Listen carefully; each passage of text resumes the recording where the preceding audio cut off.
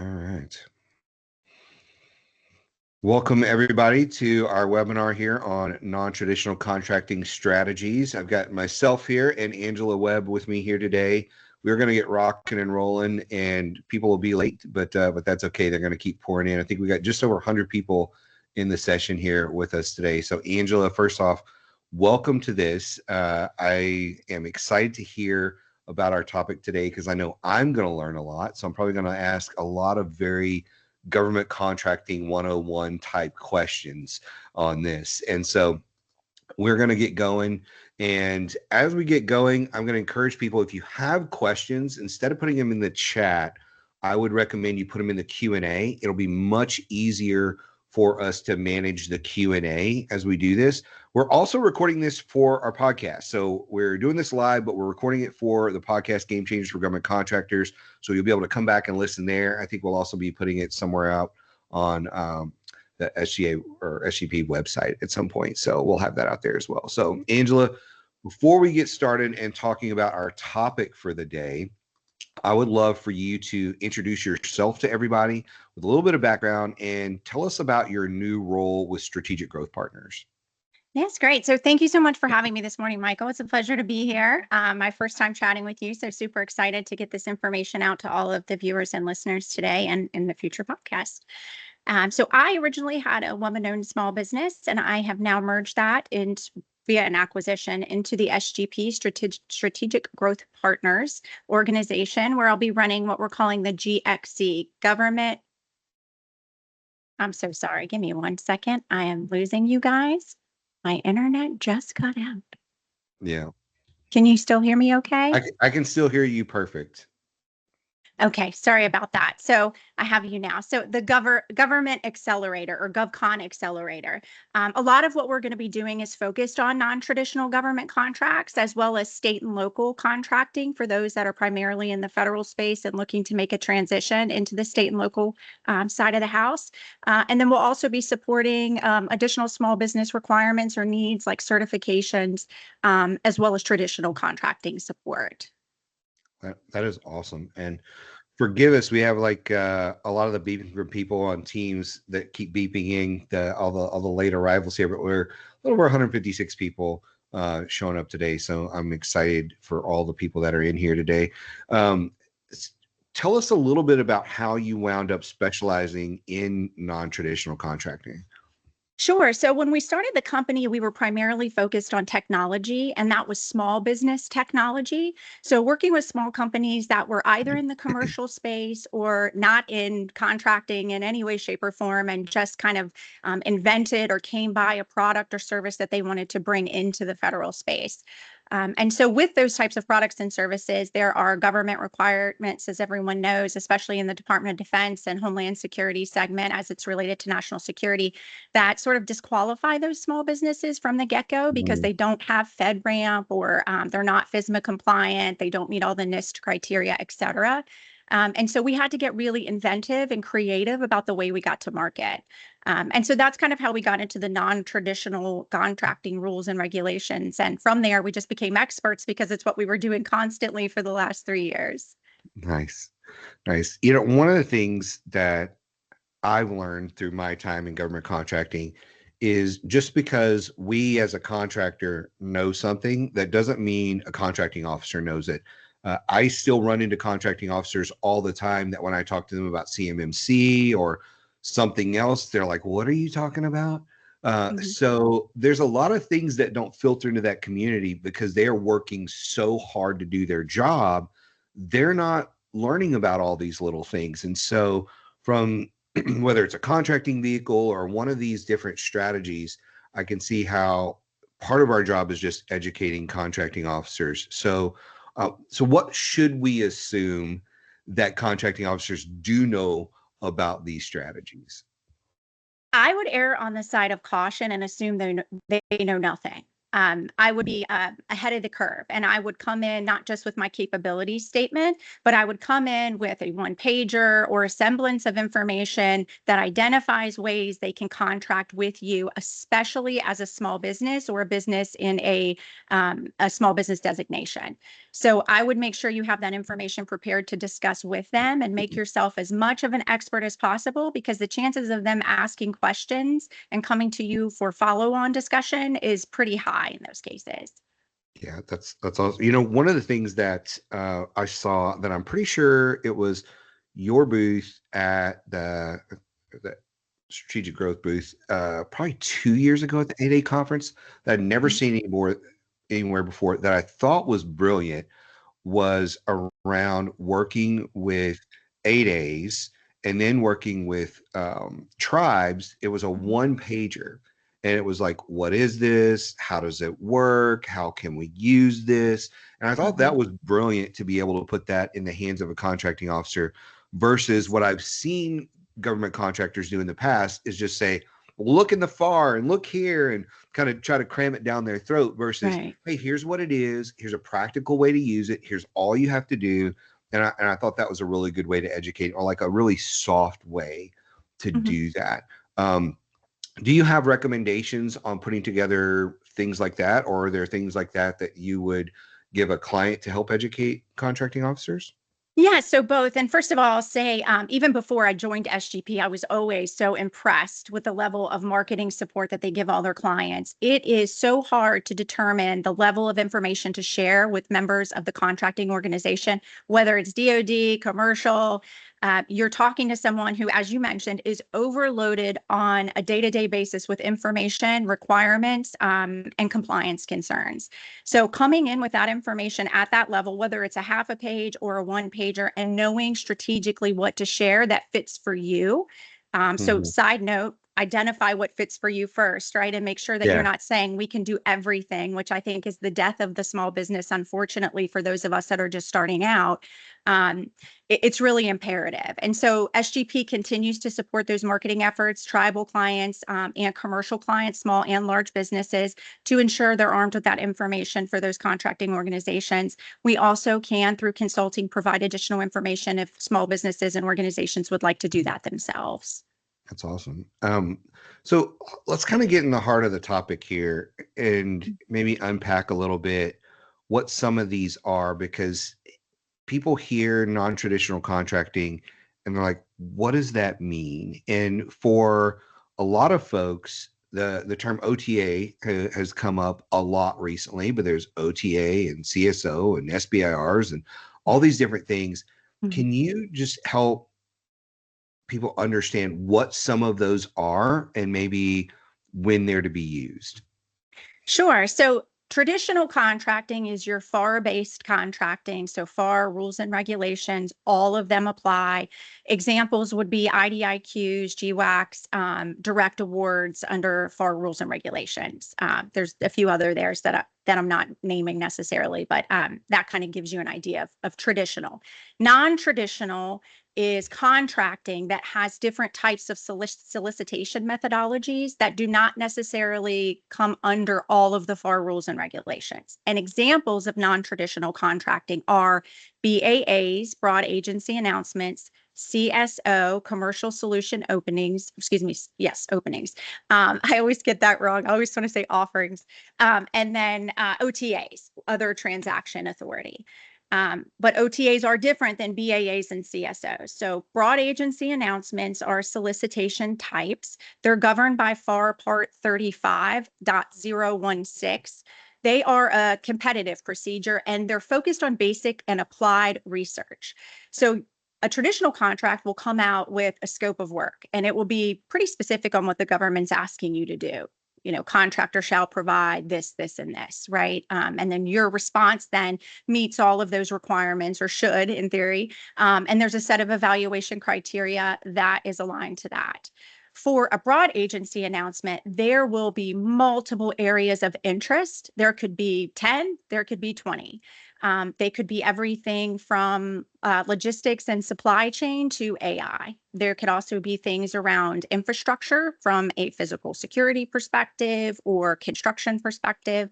And under those areas of interest, the requirements are very loosely written in terms of what the government's looking for. They're looking for innovation. They're looking for a new product or service they've never seen, that industry's never proposed to them. And your response will be an individual use case. So even though technically it is a competitive environment, your use case is most likely going to be different than all of the other teams that are responding to that. And an award for that can be a grant, a contract, a cooperative agreement, or a direct contract award. And that will be written the way that the statement of work is written through that evaluation process and award process. Yeah. So how, like, I know OTAs are really a buzz right now. How does a contractor position that with a contracting officer? Since it's so different. Yeah, and that's a great question. So the BAAs are not OTAs. So BAAs are individual solicitation or competitive procedure types, as well as CSOs. They are also individual solicitation types. And so let's talk about those really quick, and then we'll jump into OTAs because OTAs are a little bit more complex. So commercial solution offerings, they are also a procurement method type. They are FAR-based as well, but they have derivatives of FAR requirements. So I like to call those FAR flexible. They're also for innovative and forward-thinking types of work, and they can also be grants, cooperative agreements, or direct award contracts. They also can be awarded as OTAs. So that kind of helps us segue into the OTA field. But CSOs and BAAs are their own standalone solicitation procedures.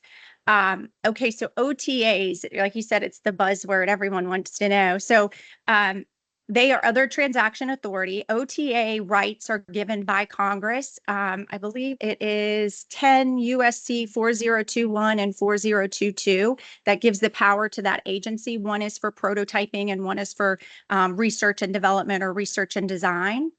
And so not every single agency has OTA authority, but many do. And so the awards that they give out are specific to the requirements they have. They are not FAR-based. There is no portion of the FAR that aligns to an OTA unless that agency, upon award, decides to incorporate FAR clauses in that direct award. I'll stop and see if you have any questions there. I know it's a mouthful. I think for a lot of folks, they hear the buzzword.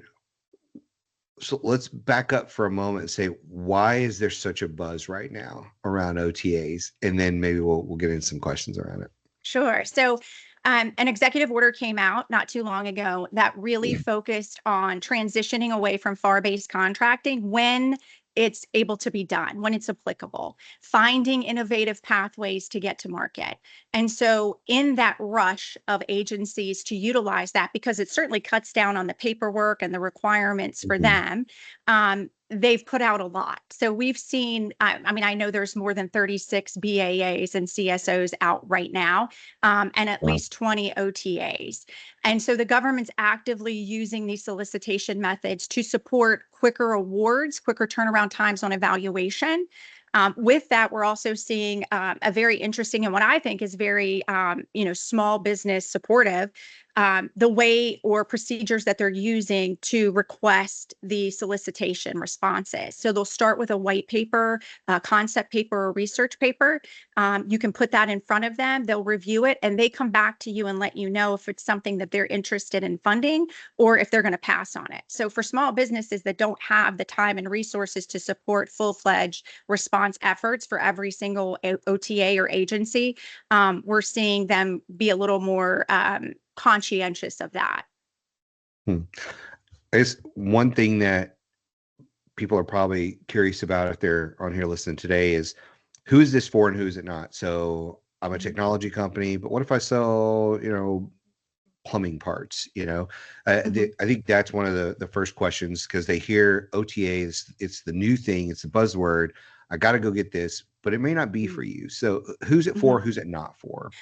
Well, it's certainly for technology companies that we Yep. know. Prototyping any type of new equipment, any structure, construction companies, organizations that perform research. So, from a healthcare perspective, there's tons of companies that fit under that category. If you are a non traditional federal contractor, that's really what these solicitations are geared towards. Mhm. That doesn't mean that large traditional contractors can't participate. They certainly can, but they have to work with small non-traditional contracting companies to be able to receive those types of awards. And they have to significantly reduce their pricing in many cases, depending on the requirements Mhm. in those solicitations. Yeah.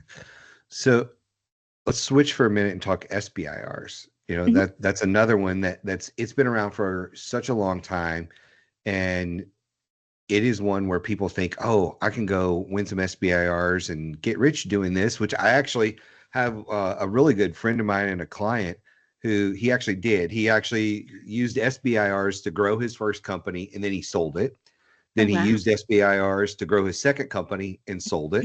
And now he's in the middle of using SBIRs to grow a third company to eventually Wow. sell it. So, he's using that. But explain a little bit more specifically about what SBIRs are, like the phases, if you will. Mhm. And again, who's that for and who it's not. Yeah, so SBIRs are for small businesses. It's in the name, Small Business Innovation Mhm. Research. So there's opportunities there to partner in phase two. Well, actually, let me take a step back. So there's multiple phases in the SBIR. There's phase one, which I believe is up to $250,000. There may be some changes there, and Mhm. individual agencies may increase in a phase one, but that's the standard award ceiling. Phase one is around, I have an idea or I have a product that I can change for the government to end in X and whatever that product or solution is. Phase one can be 6 to 12 months. And then phase two. So you have to reapply for phase two typically, unless the SBI rules and regulations say it is a quick to phase two or direct to phase two award. Phase two can be usually 12 to 18 months. It is 1.2 million, sometimes a little bit higher in awards. In phase two, you can have a large business support you, and they can do, gosh, I want to say it's up to 30% for most of the agencies of that work, but the rest has to be performed by a small business. And then phase three is commercialization. And that's typically 6 to 12 months for most companies that respond to those solicitations. And that's where you take what you've done in phase two. So phase one was the idea. Phase two, we've created the prototype and it's working. Phase three is rolling it out across the government and in the commercial sector to monetize it. Yeah. Go Keep ahead. going. No, No, go ahead. I was just going to say, in many cases, small businesses don't use large government contractors to support them in that phase two because it eats away, obviously, at the award dollars, but it's not discouraged in any way. Yeah, nice. You mentioned a little bit about an executive order earlier. Mhm. We've seen a huge emphasis from this administration on emerging technologies, AI in particular, things like Mhm. that. Um, do you have some recommendations on how companies can use that momentum to get in the door with some of these non-traditional opportunities? Well, AI in general is plastered across every single Everything. non-traditional contract opportunity that's out there. And let me note, so you can find most of the non-traditional contract opportunities on SAM.gov.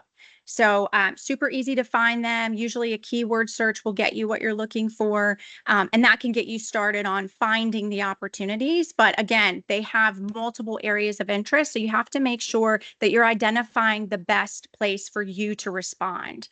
And note also that if you respond to an area of interest and the government comes back and says, hey, we're not interested in funding this topic, don't be afraid to go back to the drawing board, make some tweaks and reapply potentially to that same area of interest or a different area of Mm. interest under that contract. So I hate to say don't take no for an answer from the government, but in this case, I think it's okay for you to reapply and resubmit. And then another quick note, especially for small businesses in terms of maximizing your resources and your capabilities and efforts. A lot of the white papers that you write, if you keep the same use case, if there's applicability across more than one area of interest on more than one traditional contract, you can rinse and repeat until you get approval to then go into that full proposal contracting phase. Hmm. So can you talk a little bit about like what a bit of a timeline looks like when you're working on this, because when you're talking small business, which a lot of people are small business that are approaching this, when you're talking small business, you don't have a huge window of time to go and get contracts and things. And, that's why even in the traditional FAR-based, I'm going to go bid on something on SAM, you're hoping to win sooner than later and start receiving money sooner than later in this. Mm-hmm. That time frame is often 90 to 120 days at best for a lot of folks, and they don't realize that, because from the time you see something on SAM to the time it gets awarded to the time you actually start work, to the time you get your first invoice paid can be 90 days to 120 days. It just depends. And then you've got your contracts that come out, and you think they're going to award them, and it takes 6 months to award them and things like that. So it's not all cut and dry on that. But when you're looking at these non-traditional means, mm-hmm. what does the lead time look like on, hey, I've submitted something, I've heard back, and now we're actually making money on this thing? So my personal experience is, and this is just generalizing across all of the non-traditional contracts across all of the agencies that we have worked with and seen. Typically, if you submit your white paper, your concept paper, which is your 5-pager, you're hearing back within 30 to 60 days. So they're identifying pretty quickly, hey, we don't want this, or hey, let's move you into the proposal segment of this solicitation. So that's happening fairly quickly. When you are submitting the full proposal, we are seeing between 90 and 120 days in most cases for most agencies to give you that negotiation and full award. Now, after award for you to start, that just depends on what your phase 1 implementation for research and development or prototyping looks like. So that'll be discussed with the agency in your evaluation, during that awarding process, but it can kick off quickly. It could be within 30 days, or it could be, the longer 90, 120 day start time. Yeah, I wish I had a better answer there. But I will say, as you review these solicitations, they are very clear. And I give the government so much credit for this, especially the Department of Defense, the Army, and the Navy, especially. They are identifying, hey, we're getting back to you in this window. We're letting you know in this window, this is our plan. This is how we're going to award. They're very kind of concise in their methods. Yeah. Yeah. No, I mean, I think that's actually a great answer, because I think when I'm thinking about this, that doesn't sound like too long of a time frame, when most of these are not as competitive as another solicitation. So like a lot of people are applying, they're choosing things, they're choosing it based on your criteria, basically like your write-up, and you're not competing 30 people with the exact same write-up. Correct. So it's a very different mode of competition, if you will, than the traditional, hey, I'm going to compete against 30 or 40 small businesses, or in some cases 200 small businesses going after an opportunity. Very different. So I like the approach from this. So if you were a small business today joining the market, and you were looking at traditional and non-traditional, do you have some advice for folks about like how their pipeline should look? It's like, should you be chasing a good chunk of traditional stuff with maybe a portion of this? So maybe it's like an 80-20 type of mix in your pipeline. Do you think there's enough opportunity in this where maybe your business strategy focuses more on these types? And I know, again, that determines on, well, what type of business is it? Are they brand new? Or they have something innovative, or they have something they can sell? Assume the company can do both. How would you spend your time? Yeah, I mean, that's a great question. And you're right, it is very individualized for the organization and what they're selling. But the best advice I can give is, if you're a technology firm, you should be doing 50-50. You should be finding partners in the traditional contracting space to either resell your technology to, so that you can kind of pull your efforts back and focus full force from a direct to market perspective on the non-traditional contracting. or split it 50-50 if you have the resources to do that in terms of internal response times and teaming arrangements. But I would highly suggest finding a large or mid-sized prime that can support you and taking you into the marketplace so you can shift more of your internal writing and pricing efforts around the go-to-market on the non-traditional. From a non-technology perspective, that's a tough one. I think construction wise, we're still seeing a lot of really good high dollar value traditional contracts on the street. We're seeing, I would say, probably 10 to 15% of non-traditional contracts that address construction and other infrastructure related non-technology offerings. So I would probably just create a new pipeline for non-traditional efforts and try to work with a company, selfishly like ours or another to help you build that out and really focus on where you fit. Again, I think partnering is key. Even in the non-traditional space, you want to make sure that you're bringing something to the table that you're great at, but you don't want to say you can do everything.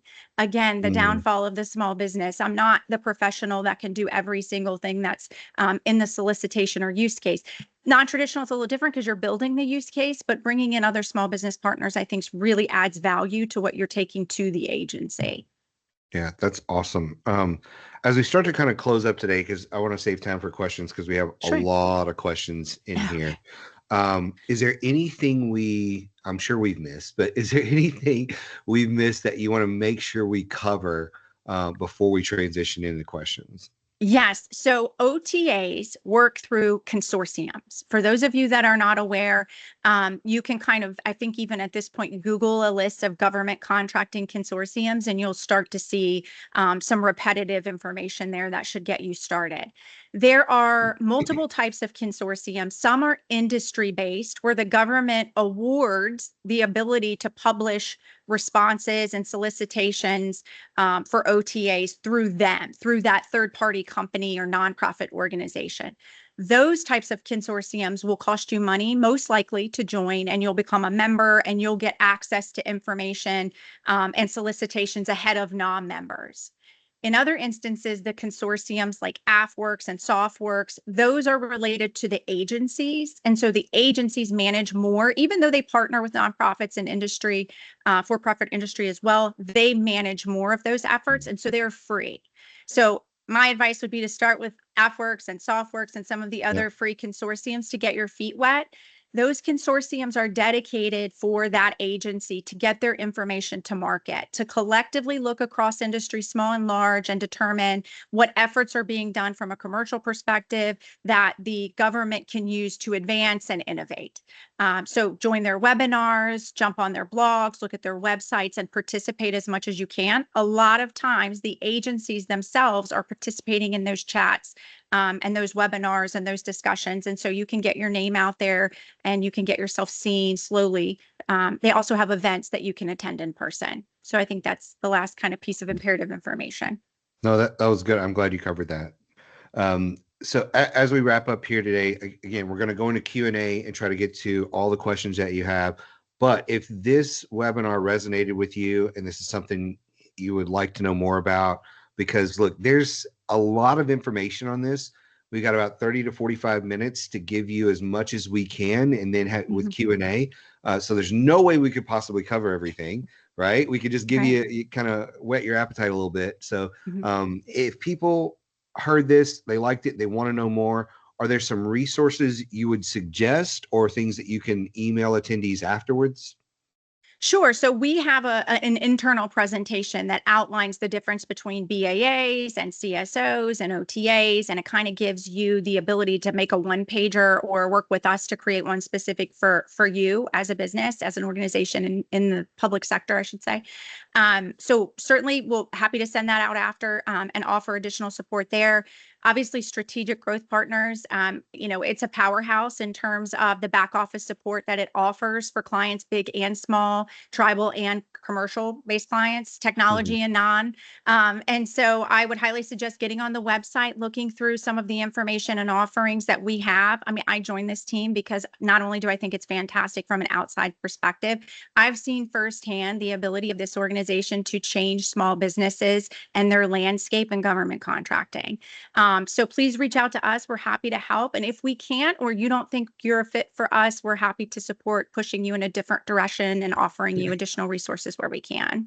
Awesome. Yeah, that's one of the things I've really liked about SGP is, I've worked with you guys for a couple of years now on different things, and just the giving attitude, basically, to kind of point in the right direction, whether it benefits you or not. And I think there's not a lot of us in the market that do that. We're one of those organizations too, of like, hey, I can't help you, but Angela can. So why don't you go work with her and her team? And we're definitely good at that stuff. So thank you for that.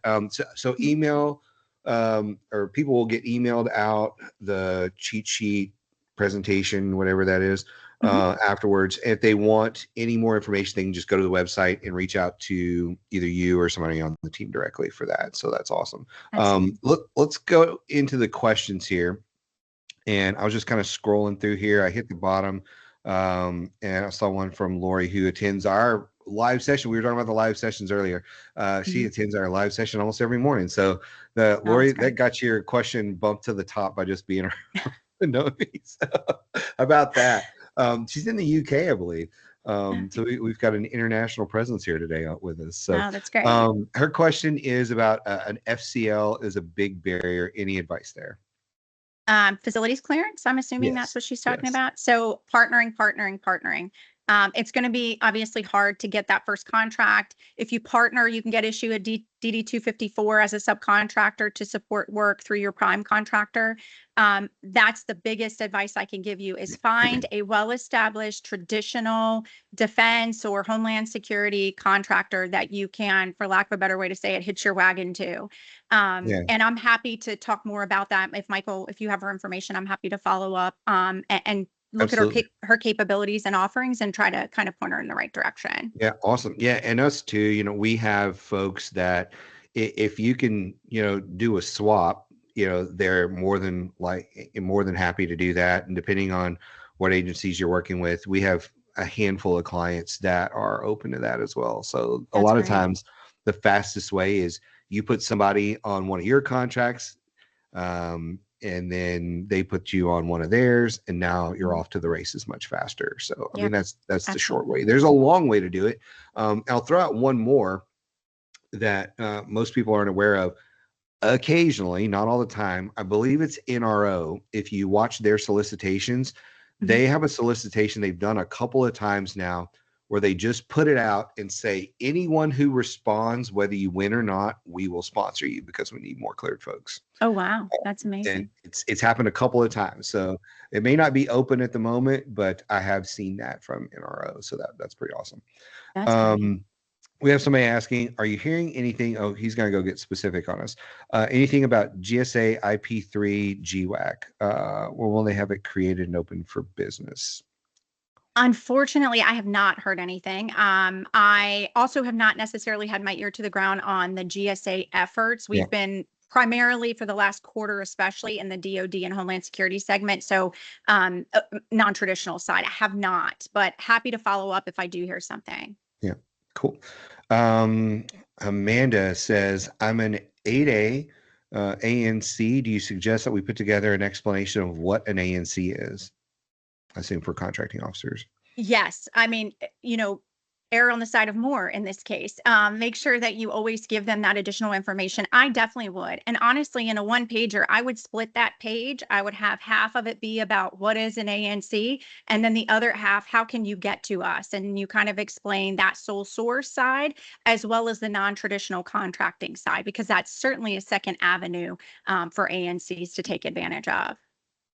Yeah. Somebody put in the chat, CTMA is another great option as non-traditional. That's about all I put in there. Just I I would don't know need a if you know little bit anything. more. Yeah, I don't know the acronym. Yeah, I don't know that one either. Such a variety of consortia out there. What Mhm. consideration should a company be considering other than looking at the tech types supported when determining which ones they should target? Ooh, that is a great question. Okay, so if you go to an agency website, there's typically a link that tells you what types of consortiums they typically have. So, for example, the Navy, gosh, the Navy has more than I can count.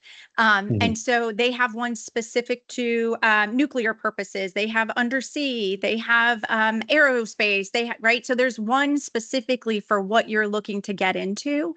I will say you have to be careful, unfortunately, because you're going to spread yourself really thin if you try to join multiple ones. There's a lot of information coming out and events and opportunities to discuss and blog, et cetera. So fine tune to this gentleman or lady's point that put that note in there. Fine tune what works for you. Make sure you're joining the ones that are specific to the areas where you think you can add value. Nice. Larry's asking lots of acronyms out there. Quick definition of OTA, FAR, and others would be helpful. Larry, I think we'll just have that in the presentation. So when that gets sent out, Yeah. otherwise I think we've kind of covered it a few times, but anyway. Yeah, it'll be in there. Let's see. 10 USC 4023 is another opportunity for direct award, but has special considerations. Mm-hmm. Or very That's limited true. contracting officer. This really wasn't a question. That's just John asked, Mm-hmm. pointing something out.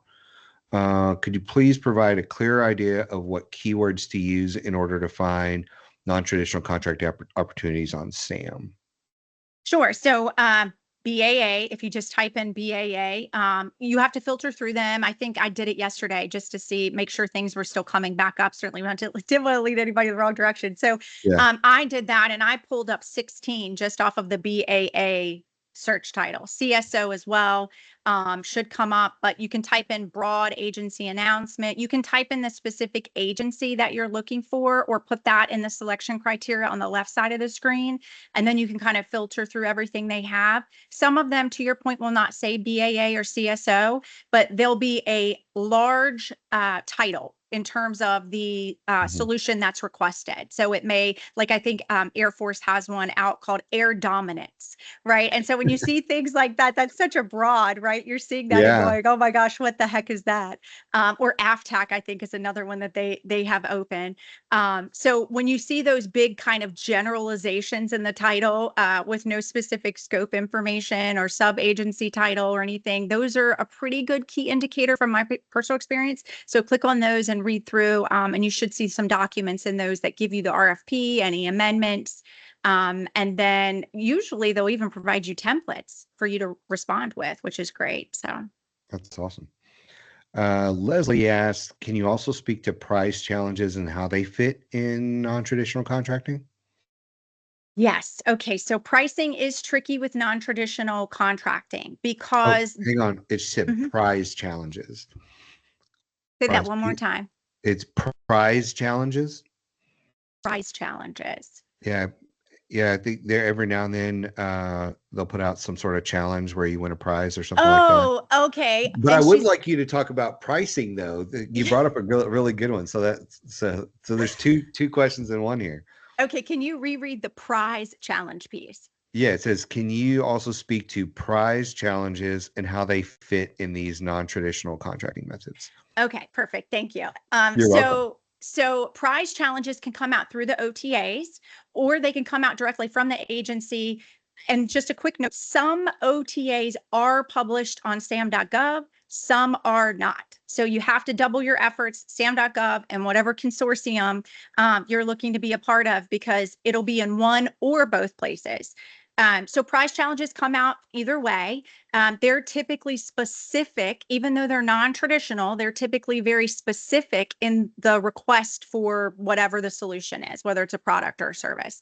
They'll give you a challenge. They'll say, hey, we have this issue. Army Applications Lab has done several, I think, over the last 2 years and others. And your goal is to respond with a solution that meets that specific challenge. So that is a little bit more competitive because you're all given the same information to respond to. Whereas in BAA, BAAs, CSOs. There's less information around the scope and more around the issues. So you have a little bit more leniency in your response. Those, again, are a little bit more specific. I think DoD even had an organized effort where they had several of those prize type called Shark Tank at one point. I don't know if they still do Yeah. that. And it mimicked the actual Shark Tank show. So it was really interesting to watch and see. But yeah, those are a little bit more competitive. I would be very specific about what you're bringing to the market. Those you typically don't want to partner because you want your technology or your product or service to be front and center. So yeah, just heavily technical in terms of writing. Yeah. Hopefully that's helpful. Awesome. No, that's helpful. Since they brought up that, talk a little bit about pricing. You were starting to talk about how pricing is a bit tricky in this. So tell us a little bit about that, and then we'll go into the rest of the questions. Yeah, so we talked about traditional contracting, and we have this firm scope. You will provide X, Y, and Z. So when you look to price that, you're saying, oh, okay, we know what the market charges for these. We know what industry has provided to government previously, and this is around that price point. And so you typically stay within that frame of reference. And the non-traditional side, again, the structure is very loosely written in many cases, and the scope is much more gray. And so when you're responding, even though your use case may be tacked down in terms of functionality and, specifically what you're giving the government, finding a price point for something that's never been pitched before is a challenge. I highly suggest everyone use the free tools available to all contractors, the Fed spending tools, and search for something similar. And also use the GSA labor rate tool to look for labor rates across, hundreds of categories at this point. And use both of those tools to really fine tune what your pricing looks like so that you can write a justification with those references showing, hey, we put in the effort, we did the research, we know you've paid X amount for this specific thing, we're a little bit different, so we've added on this cost and we use the GSA labor rates. It just makes the process much more smooth from my experience. Awesome. Nicholas asks, what is the difference between SBIR and STTR as they relate to small businesses? So SBIRs are small businesses. You do not have to have a research partner. STTRs, you do have to have a research partner. And that research partner, for example, one of the organizations that we support as a client is a company called Emmertech, and they have a research partner at Camels, which is an organization, a research organization within the University of South Florida. So you have to find a research partner. So any school or research organization. Awesome. That is awesome. Give me 1 second here. I'm just clearing. All right, back to Q&A. All right. Richard asks, thanks for the info. Can you talk about the recent talk at GSA about allowing agencies more freedom or ways for them to use deviations? So I did not firsthand hear the conversation. I've read a lot of publications around the follow-up there. I think GSA, just my personal opinion, I think they are really leaning in to making things easier for small businesses and mid-sized companies. I think all agencies are doing that. And I think the non-traditional route is the way that you're starting to see them do that. GSA, I haven't seen any non-traditional contracts come out from them yet, but I have seen some of their efforts around consolidation and the opportunities they've taken to lean in and manage some of the contracts a little bit differently or less stringently. But that would be the extent which I would feel comfortable discussing it without having a firsthand conversation with GSA and reading a little bit more information about their moves. Yeah, awesome. Jimmy asked, do you have any upcoming SBIR specific webinars where you do more of a deep dive on the SBIR phase 3? We don't, but I'm happy to consider doing that with the team. I think we have a lot of knowledge we can support. And Michael, you said your friend's been through them. Maybe we could grab him and have him jump in and chat. That would be awesome. I mean, he just keeps using those to build technology and sell a company. So it's awesome.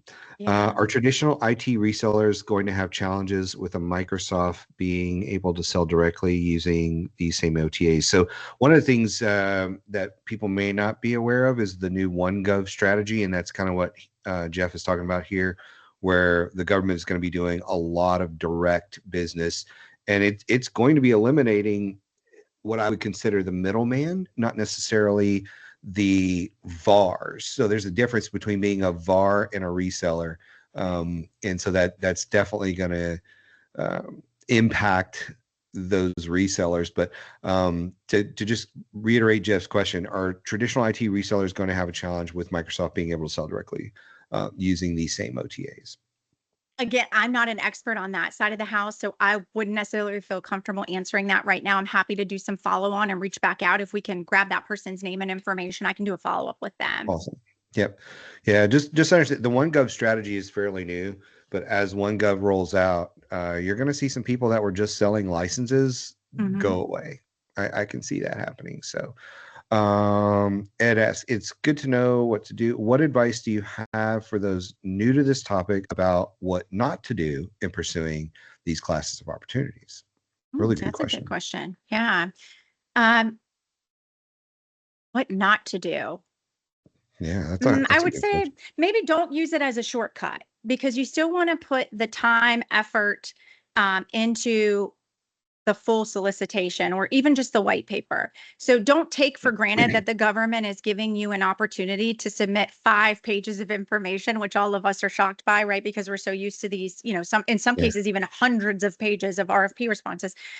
Don't take that for granted. You are still expected to come in the door with technical information about your product and or service. You are still expected to offer them a solution at a reasonable price that's justified. And you have the responsibility to make that sale based on what you're saying you can do. So be methodical, think everything through, make sure you're looking at a phased delivery approach, make sure you're giving them milestones and metrics, and what you're offering can be solidified when delivered. Awesome. Shannon asks, let's see, are there any opportunities for education, service organizations, or grant writing research in this setting? Can you say that one more time just to make sure I understand the question? Yeah, that was a mouthful, so I'll repeat that one. So, are there any opportunities for education, service organizations, so education-based companies, or grant writing research in this setting? I don't know about grant writing research, but I can circle back on that. I can look into that a little more. Education type companies, yes, there is education and training efforts across at least 10 BAAs that are open right now that I've personally seen. Um, and you may have to tweak what you're going to market with, right, to meet the requirements. And again, find a partner, phone a friend, and bring them to the table. If you're an education company, put together a solution. If you have a platform, find someone that develops the content. If you have the platform or the content, find someone that actually goes out to the areas and does the training. So put together a solution, right? Make sure that you're meeting all of the problem or pain points of the government through that. The other thing I always say is bring your own tech. So if you're not a tech company, just make sure you have someone on deck that you can always pull in to write to some of these requirements or to meet those pain points from the technical side of the house. Because a lot of what we're seeing, even in those non-traditional, non-technical opportunities, there's still room to bring in a tech partner to kind of add value and push you over that threshold from a valuation perspective. Nice. Nice. I am just kind of scouring the chat since we've gone through all the questions in Q&A. I'm going to kind of go through the chat and make sure that there's anything we missed there. But I think we've got most of those out there. A lot of AI assistants out there today doing their thing. Yeah, I think we've gotten to most of the questions. Just one more quick peek here.